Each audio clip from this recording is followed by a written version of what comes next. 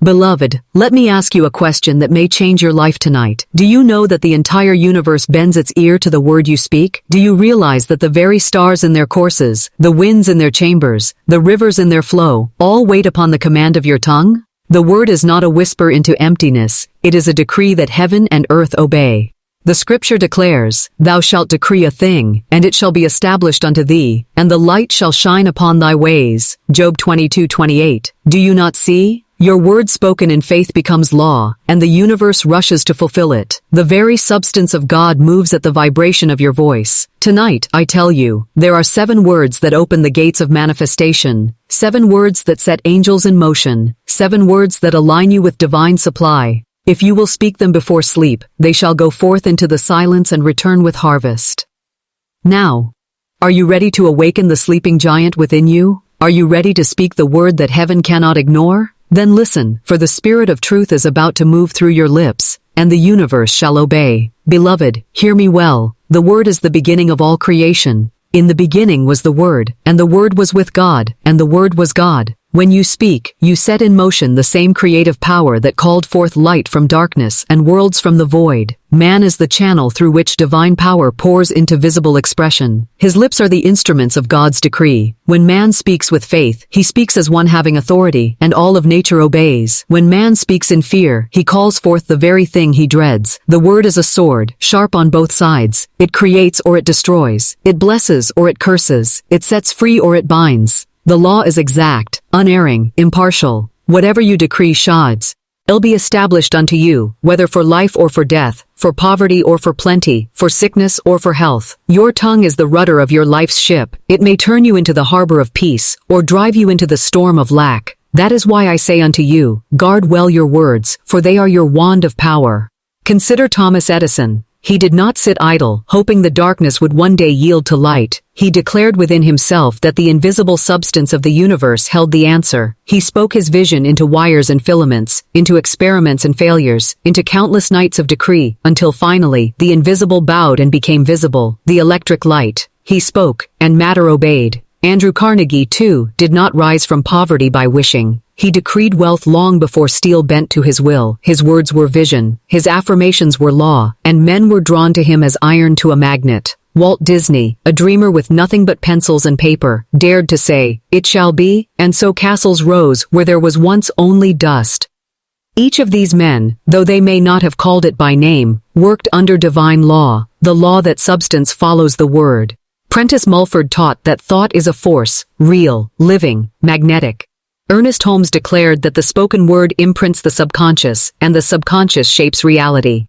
Annie Ricks Millets knew that every affirmation uttered in faith plants a seed in the garden of spirit, and that seed must bear fruit. I tell you, the world has not been shaped by idle chance, but by decrees spoken in courage, faith, and persistence. What then, beloved, shall you decree tonight? Will you, like Job, declare words of despair? My days are swifter than a weaver's shuttle, and are spent without hope. Or will you declare words of victory? The Lord is my shepherd, I shall not want. For every word is a command to unseen servants. Angels of supply or demons of fear rush to obey. Speak lack, and lack comes quickly. Speak abundance, and abundance must appear. Speak fear, and fear clothes itself in circumstances. Speak faith, and faith builds a bridge where no road can be seen. Man often cries, but I only spoke in jest. Yet spirit does not jest. Every word is a seed sown, and the soil of the subconscious does not discern between weeds and wheat. Jesus himself said, "By thy words thou shalt be justified, and by thy words thou shalt be condemned." Your justification or your condemnation lies within your own tongue. If you desire to change your world, change first your word. Imagine a mighty orchestra, tuned yet silent, awaiting the command of the conductor's wand. That is the universe, beloved. Infinite substance, charged with possibility, waits only for the motion of your word. Speak discord, and the orchestra plays chaos. Speak harmony, and the heavens resound with beauty. The conductor does not plead with the instruments, he commands, and the instruments obey. So too must you speak, not as a beggar pleading with fate, but as a son or daughter of the Most High, decreeing with authority. Carl Jung said that words are like gods. They hold power, archetypal force, capable of shaping destinies. The mystics of every age have known this. The ancients inscribed words upon stone and wood, believing them to bind realities. The Hebrews declared the name of God unspeakable, knowing that to speak is to invoke. The Hindus chanted mantras, syllables of vibration, knowing that sound precedes manifestation. The word is vibration, and vibration is creation. When you speak in alignment with divine truth, you align with the very frequency of miracles. Some say, "But I cannot believe what I speak." Hear me, child, faith comes by hearing. If you will persist in speaking truth, though your senses mock you, your own heart will begin to believe. Say, "I am rich," though your purse be empty. Say, "I am strong," though your limbs be weak. Say, "I am loved," though the night be lonely. Say, "I walk in divine abundance," though creditors knock. Speak it, and speak it again, for repetition is the hammer that drives the nail of truth into the subconscious, and once the subconscious accepts it, it must externalize. Have you not read in Romans, "God calleth those things which be not as though they were"? He did not wait to see light before declaring it. He said, "Let there be light," and there was light. The pattern for creation is given. Speak first, see later, declare first, receive later. The world waits not for your effort, but for your decree. Faith without works is dead, but words without faith are powerless. The word spoken in faith is both seed and harvest.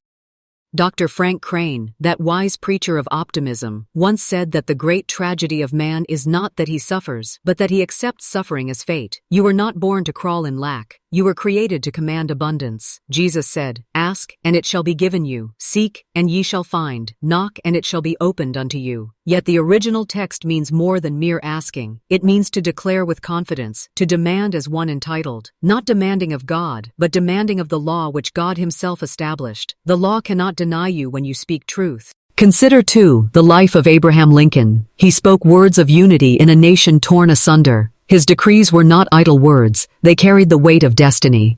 Against every appearance, against the thunder of war, he declared that a house divided against itself cannot stand, and so his word became flesh, and the union endured. Vision, spoken with conviction, overcomes chaos. Or think of Orison Swett Marden, who, out of fire and ruin, wrote words that ignited millions with hope. He declared that man is born to be a conqueror, and so his books became seeds of prosperity in countless lives. You say, "But Florence, the facts are against me." I reply, facts change, truth remains. The facts may declare you sick, but truth says you are whole. The facts may declare you poor, but truth says you walk in supply. The facts may declare you forsaken, but truth says you are loved with an everlasting love. Speak truth, and the facts will bow. Ella Wheeler.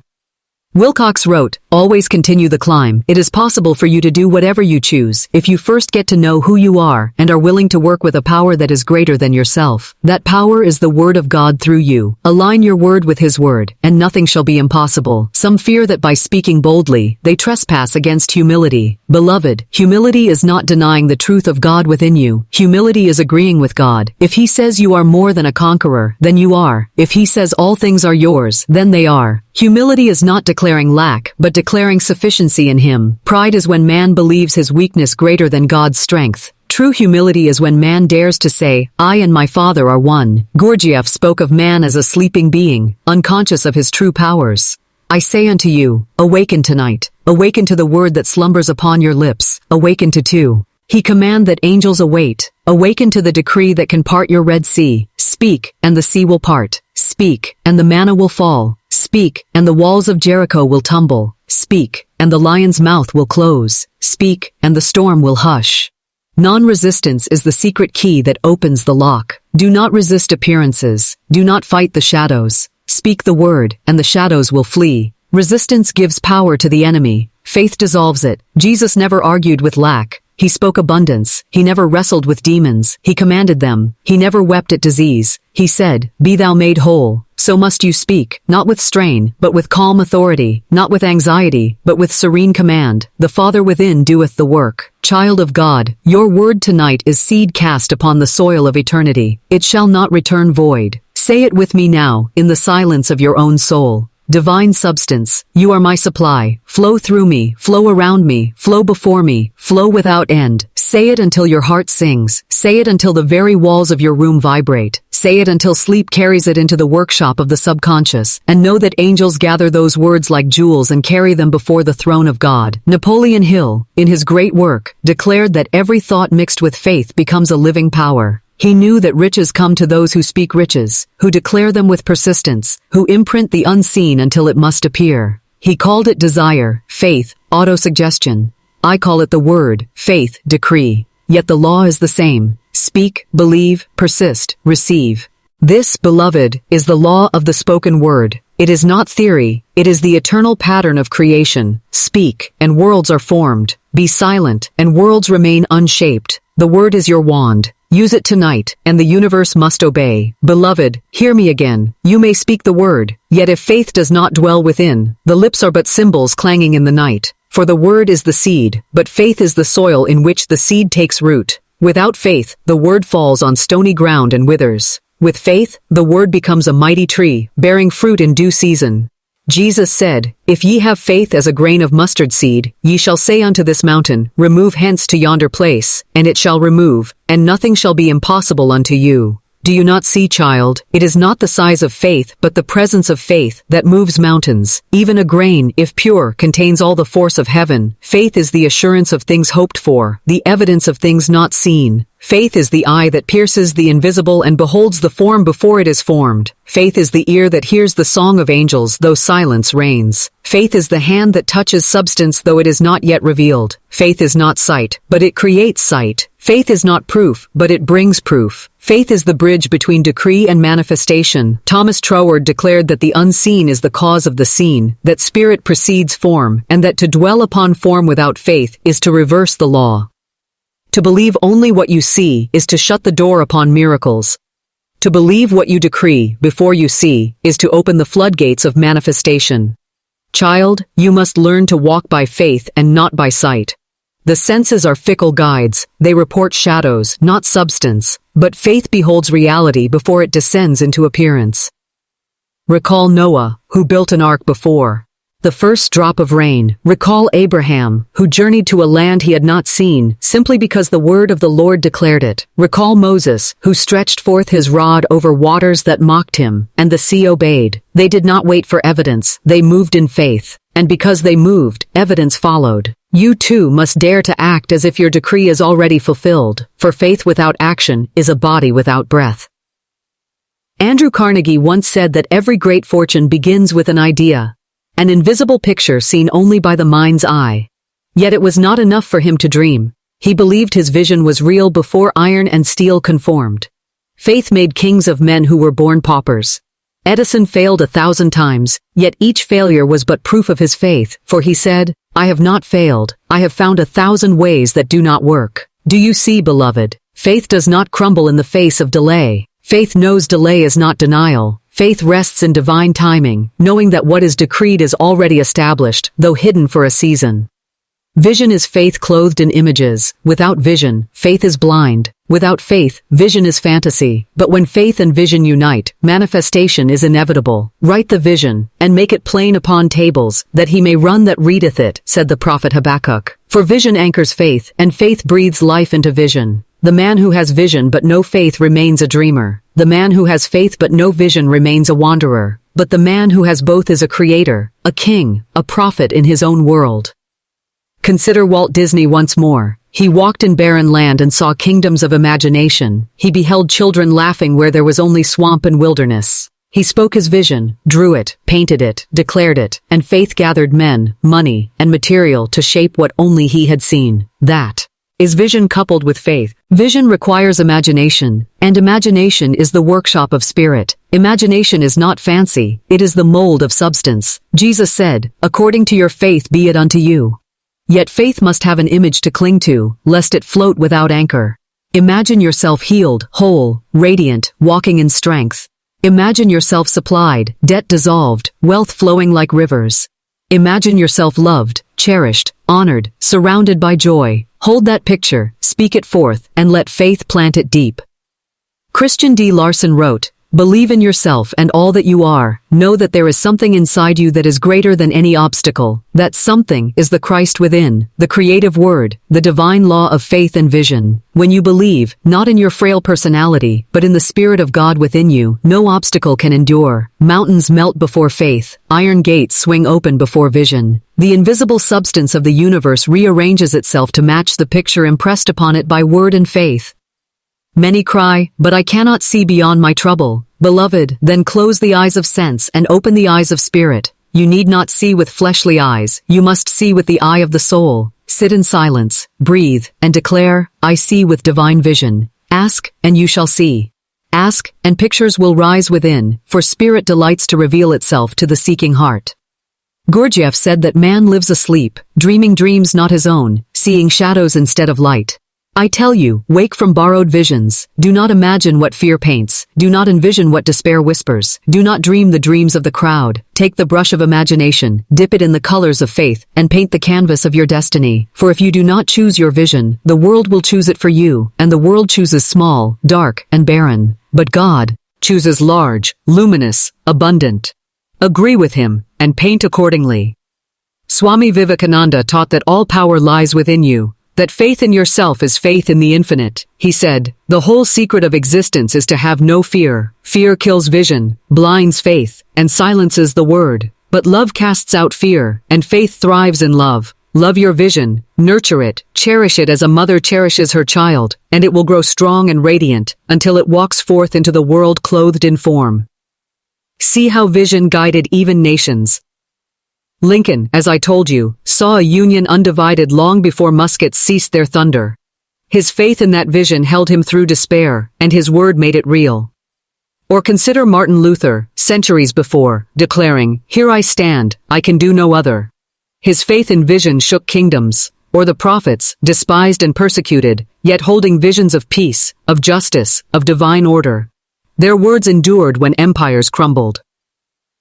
So tonight, I say to you, dare to see beyond your facts, dare to see beyond your past, dare to see beyond the mirror of sense, dare to behold what spirit whispers, and when you see it, speak it, and when you speak it, believe it, and when you believe it, act as though it were already so. This is the rhythm of creation, word, faith, vision, action, repeat it, and the invisible shall clothe itself in visible robes. Do not despise small beginnings. Even a mustard seed grows into a tree. Even a candle defies the night. Even a whispered decree, believed, can overturn kingdoms. Hold steady, beloved. Faith does not require thunder. It requires persistence. Vision does not demand applause. It demands clarity.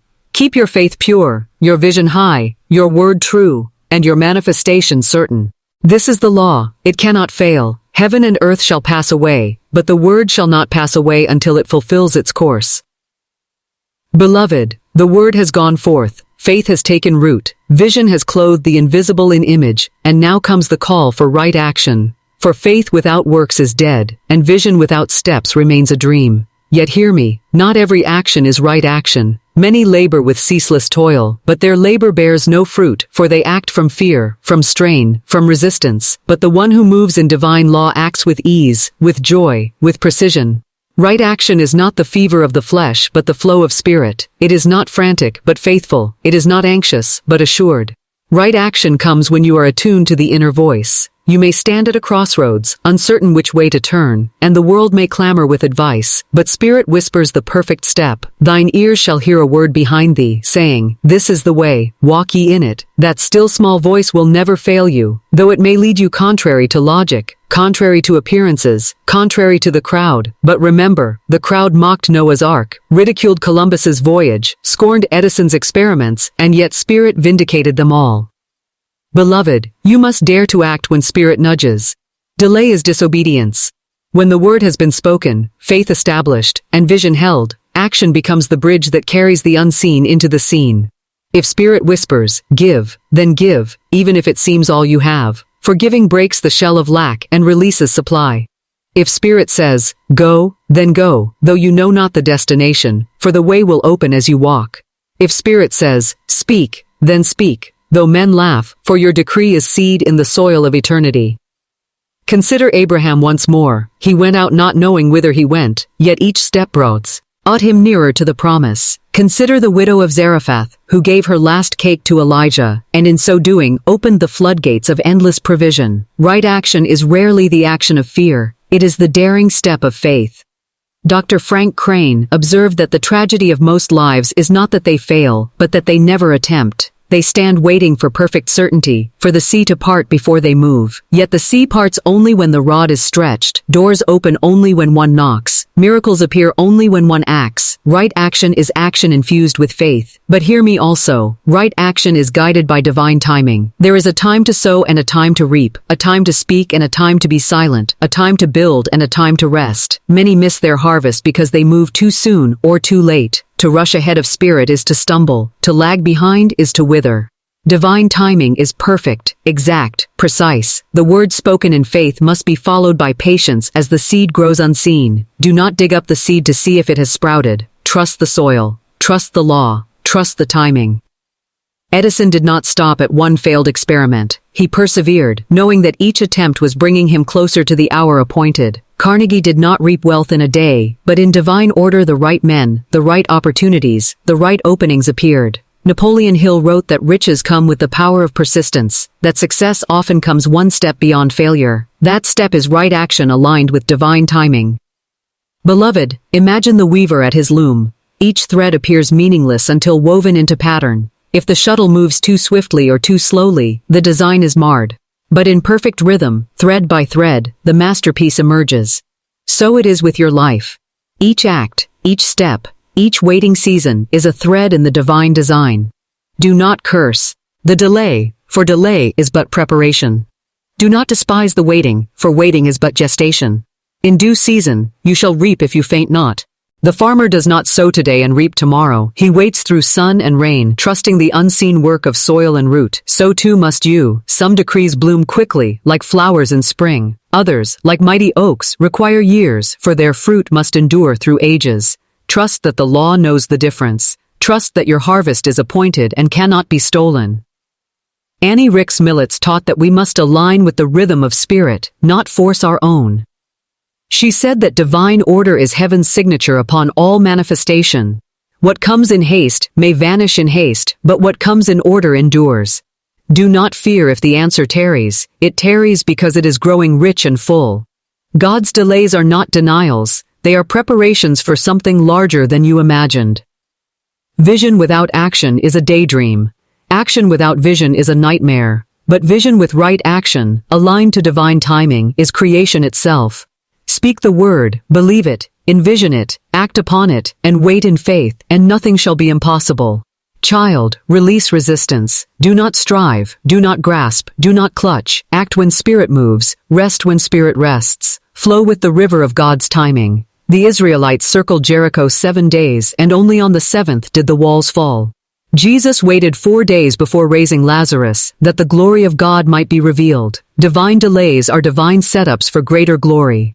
Now let me tell you this, when you walk in right action and divine timing, doors will open that no man can shut. Provision will appear from unexpected sources. Ideas will flow into your mind with clarity. Men and women will appear on your path to help you. Circumstances will rearrange themselves in your favor. The crooked places shall be made straight, the rough places plain, and the glory of the Lord shall be revealed. Do not force. Do not strive. Flow. Forcing is the action of fear. Flowing is the action of faith. Rest in the assurance that your word has gone forth, and at the appointed hour, the manifestation must appear.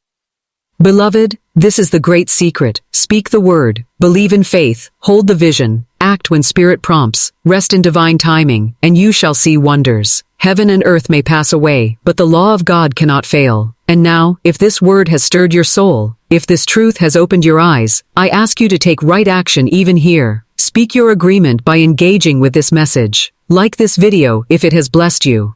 Subscribe to this channel that you may continue to drink from this fountain of divine truth, and share in the comments the decree you will speak tonight, that others may be inspired by your faith. For by your words you are established, and by your words you lift others into light.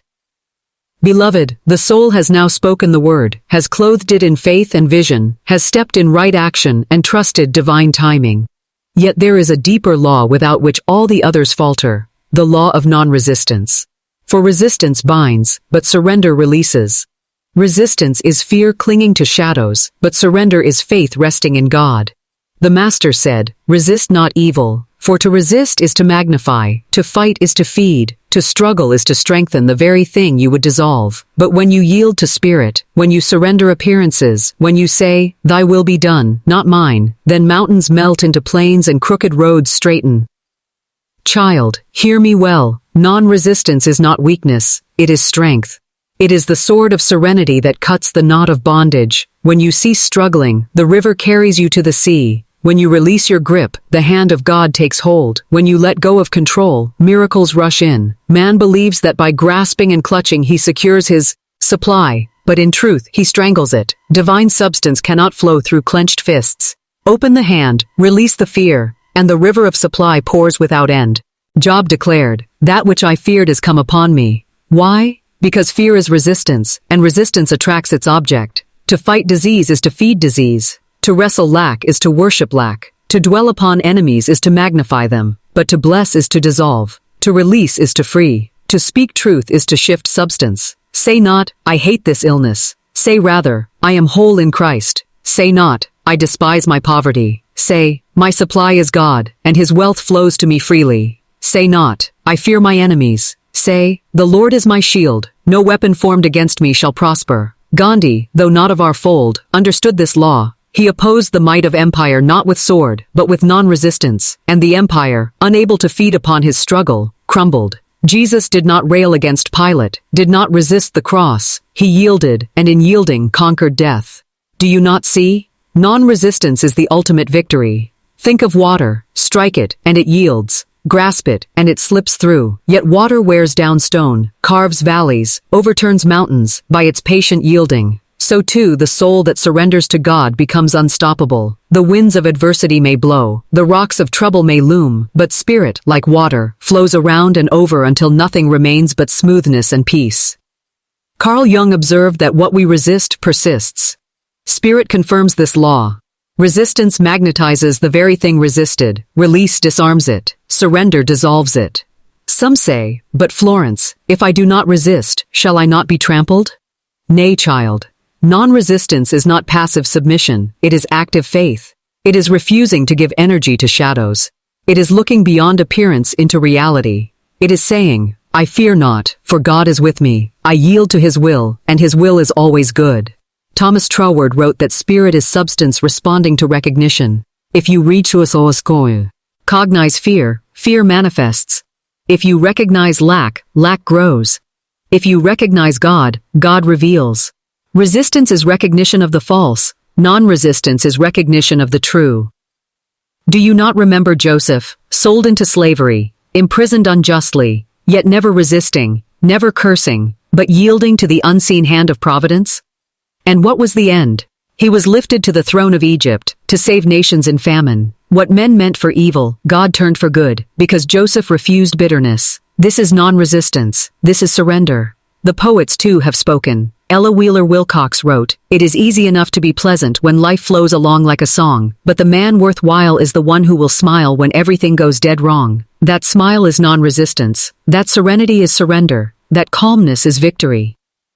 Think of the seasons. Winter does not resist spring, nor night resist dawn. The tide does not resist the moon, nor seed resist the soil. All flows in divine order because all yields to divine law. So must you. Release your timetable. Release your struggle. Release your grip. Say, "Father, into thy hands I commit my way," and you shall find yourself borne on wings of miracles.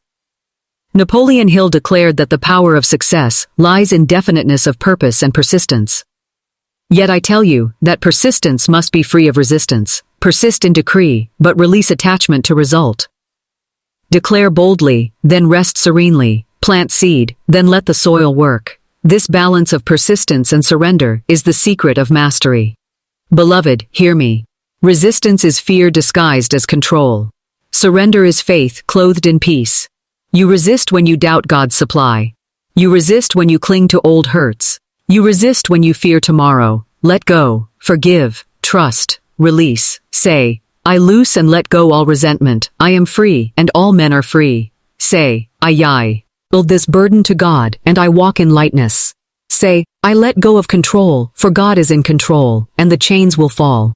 Beloved, imagine now that you are in a river. The current is God's will. You may fight, splash, struggle, weary yourself and yet go nowhere. Or you may yield, float, trust, and find yourself carried swiftly to your destination. Non-resistance is the art of floating in divine will. It is the art of letting the river carry you. This is not idleness. This is alignment. The leaf does not resist the wind, yet it is carried higher than it could climb. The bird does not resist the air, yet it soars. The fish does not resist the water, yet it swims with power. So too the soul that yields to spirit finds itself lifted, borne, carried beyond effort into miracle. Child, tonight, release your struggles, surrender your fears, loose your enemies, let go of your plans. Say, Father, I yield to thy will, for thy will is love, thy will is abundance, thy will is peace. And then rest, sleep, knowing that the angels move while you slumber. Awake, knowing that doors have opened, walls have fallen, chains have broken. The law of non-resistance is not theory, it is the very pattern of Christ. He who yielded conquered, he who surrendered triumphed, he who let go inherited all. Follow him, and you shall find rest for your soul and miracles in your path. So I say again, resist not, release, yield, trust, flow, and you shall see the salvation of the Lord. Beloved, the word has been spoken, faith has been planted, vision has been held, action has been taken, surrender has been embraced, and now comes the hour of manifestation. For the law cannot fail. That which is decreed in faith must come forth. That which is spoken in alignment with truth must appear. The invisible bows to the spoken word, and the unseen becomes seen. So shall my word be that goeth forth out of my mouth. It shall not return unto me void, but it shall accomplish that which I please, and it shall prosper in the thing whereto I sent it. Isaiah 55:11. This is the promise of God himself. Manifestation is not a trick of the mind, nor a play of chance. It is divine law made visible. Just as seed becomes harvest, just as night becomes dawn, just as winter yields to spring, so too must your decree yield manifestation. The harvest is inevitable. The only question is, have you spoken the word in faith? Have you released resistance? Have you held to vision? If so, then rejoice, for your harvest is assured. Manifestation is the flowering of the unseen. It is the invisible taking form. It is heaven touching earth. The building blocks of substance arrange themselves according to the pattern of your decree. Think of the architect, who first envisions the design, then lays down plans, then commands builders, until the house rises. So does Spirit with you. Your word is the blueprint, faith the foundation, vision the drawing, right action the building, non-resistance the flow, and manifestation the finished house. Child, you must learn to expect manifestation. Do not decree and then doubt. Do not speak and then fear. Do not plant and then pluck up.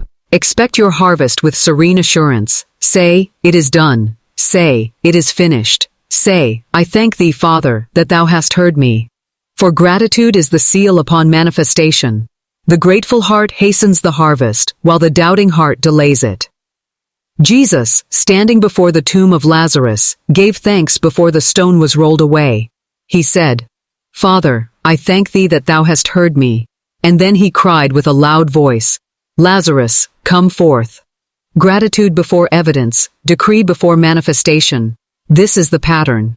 Follow it, and your dead dreams shall rise, your buried hopes shall walk, your sealed tombs shall open. Walt Disney once said, if you can dream it, you can do it. But I say unto you, if you can decree it, God can do it through you. Manifestation is not your burden, it is God's. Your part is to speak, believe, see, act, surrender. His part is to manifest. Do not take his part upon yourself. Rest in assurance that the law is working, even when you see nothing. The farmer does not dig daily to check the seed. He trusts the soil, trusts the law. Andrew Carnegie declared, think of yourself as on the threshold of unparalleled success. A whole, clear, glorious life lies before you. Achieve, achieve.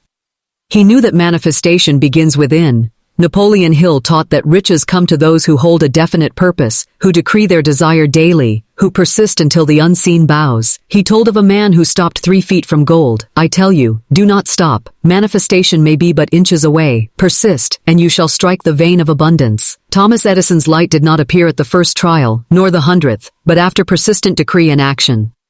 He believed before he saw, and manifestation obeyed. Henry Ford, mocked for his impossible V8 engine, declared, build it anyway. and in time, the engineers obeyed his decree. These men, though of business and science, touched the hem of divine law. They decreed, persisted, and manifested. But manifestation is not only for wealth or invention, it is for healing, for peace, for love, for joy. Speak healing, and cells obey. Speak peace, and storms hush. Speak love, and relationships restore. Speak joy, and heaviness lifts. The law makes no distinction, it only obeys. Beloved, many stumble because they look for manifestation in one way only. They decree supply, and expect it only as money, yet God may send it as opportunity, as ideas, as friends, as favor, as health.